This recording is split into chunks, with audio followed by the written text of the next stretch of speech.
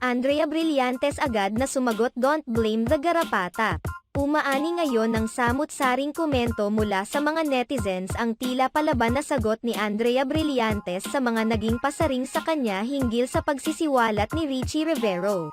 Sa kanyang Instagram post ibinahagi ng young actress ang panibagong koleksyon ng DBTKXHM. Makikita sa kanyang post na nakasuot siya ng isang white t-shirt na may nakaprint na "Don't blame the garapata." Bagamat mula naman ito sa isang collections, sinasabi ng mga netizens na patama ito ni Andrea Brillantes sa panibagong girlfriend ni Richie Rivero na si Lauren May Bautista. Ipinost din ito ni Andrea Brillantes matapos ang pagpi-flex ng magulang ni Richie sa panibagong nobya ng anak. Narito ang ilang komento ng mga netizens. Blythe, "Forget about them. Treat them as if they don't exist. They will only ride in your popularity. You are too pretty for him. And she is too old to be your mother.